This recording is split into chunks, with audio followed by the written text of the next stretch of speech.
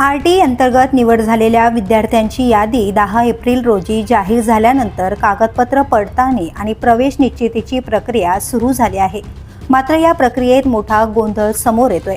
10 एप्रिलपासून पालक मोठ्या संख्येने केंद्रावर कागदपत्र पडताळणीसाठी गर्दी करतायत.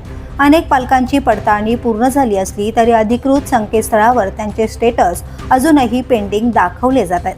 त्यामुळे आपल्या पाल्याचा प्रवेश निश्चित झाला आहे की नाही याबाबत पालकांमध्ये संभ्रमाचे वातावरण निर्माण झाले आहे. या संदर्भात संबंधित केंद्रावर विचारणा केली असता समाधानकारक उत्तरे मिळत नसल्याची तक्रार पालकांकडून केली जाते. परिणामी पालकांमध्ये चिंता आणि नाराजी वाढताना दिसते.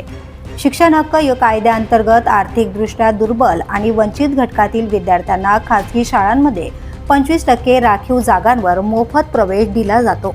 शैक्षणिक वर्ष 2026-27 साठी आरटीओ प्रवेश प्रक्रियेला 17 फेब्रुवारीपासून सुरुवात झाली होती. यंदा सुरुवातीला 3 किलोमीटरऐवजी 1 किलोमीटर अंतरातील शाळांची अट घालण्यात आल्याने पालकांसमोर मोठा पेच निर्माण झाला होता. नंतर ही अट रद्द करण्यात आल्यामुळे अर्जांचा ओघ पुन्हा वाढला.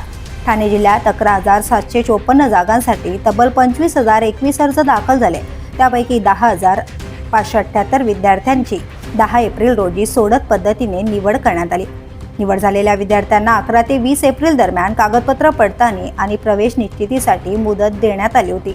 मात्र सुट्ट्या आणि काही तांत्रिक अडचणींमुळे ही प्रक्रिया संथ गतीने सुरू राहिली. यामुळेच प्रशासनाने ही मुदत वाढवत 30 एप्रिलपर्यंत कागदपत्र पडताळणी आणि प्रवेश निश्चितीची अंतिम तारीख जाहीर केली आहे. तरी अनेक पालकांनी पडताळणी करून 10 ते 12 दिवस उलटून गेले तरी संकेतस्थळावर स्टेटस पेंडिंग दिसत असल्याने पालकांमध्ये संभ्रम आणि चिंतेचे वातावरण कायम आहे. पोलीस न्यूजसाठी श्रीधर चव्हाण, ठाणे.